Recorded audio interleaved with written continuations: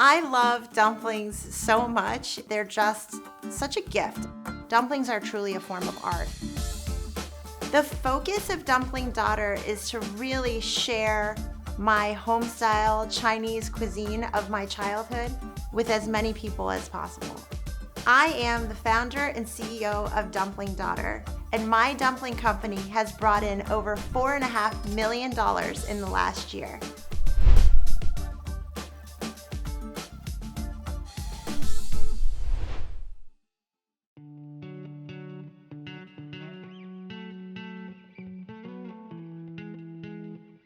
Now we offer dumplings in the frozen section of your local grocery store. We also sell dumplings nationwide to your door, shipping frozen dumplings, buns, and sauce. We also wrote a cookbook. We sell about 50,000 boxes of dumplings a month and anywhere between 1,500 to 4,000 dumplings a day through our restaurants. Our restaurants have been the beating heart of our business. $2.5 to $3 million, and our consumer is about $1 million right now because we're still considered a startup.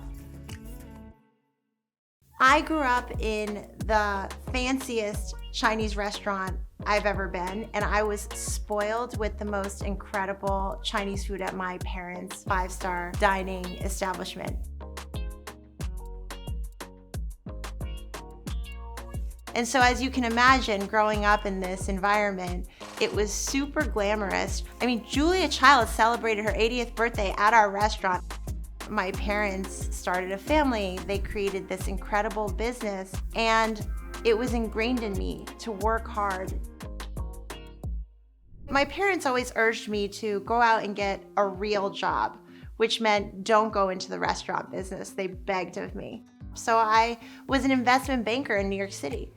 And I realized very quickly that it bored me. I spent 5 years in finance as a day job, but at night I was going out to eat and I was cooking and I was researching. And by the time I finished my finance job, I had $97 in my bank account. I ended up asking my mom, I said, "Can I move home with you?" And she thought it was strange. And I said, "Well, under one condition, that you train me and you let me work with you and work under you in your restaurant."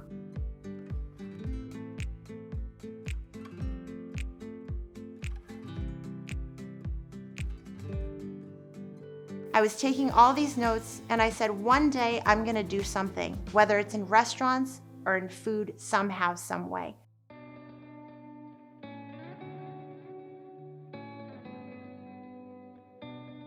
My husband actually said to me, "You don't have to work." And I said, "Well, I appreciate that, but my father's lasting advice to me was, you always have to be a self-sufficient woman." And so I really dug deep and I wrote the business plan for Dumpling Daughter.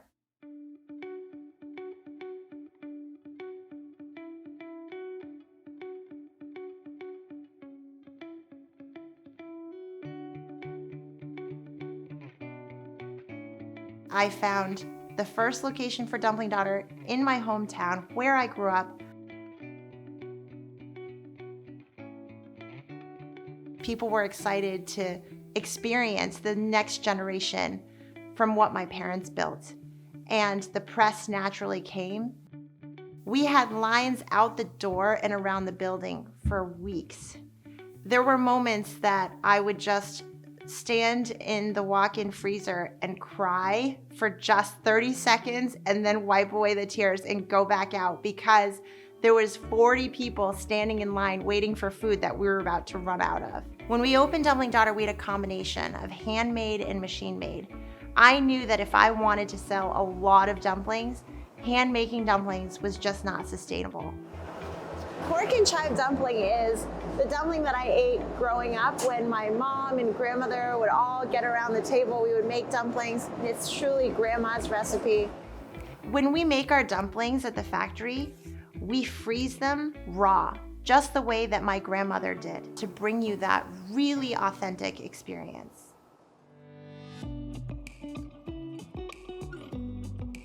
2 of my employees at the time left and opened an exact copycat of Dumpling Daughter. We filed a federal lawsuit against Dumpling Girl, and very quickly they asked to settle.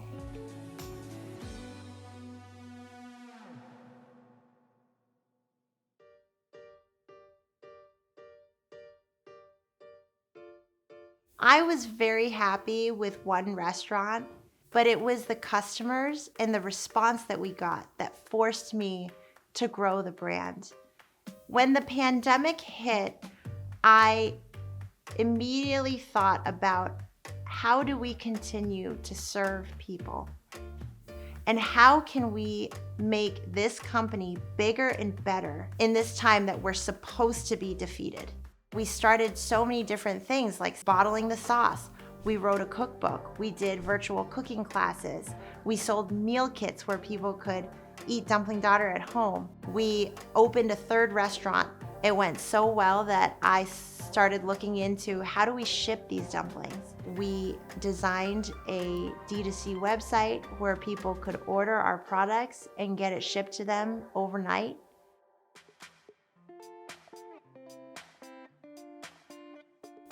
It's a very scary business for me because I'm used to running a restaurant where you make money. In the consumer products business, you actually lose money because you're spending for the future and for the growth of the company. I think you need to have enough money in the bank and enough investors to continue to support the growth of your company until there is that tipping point. And hopefully when that tipping point comes, it will really pay off.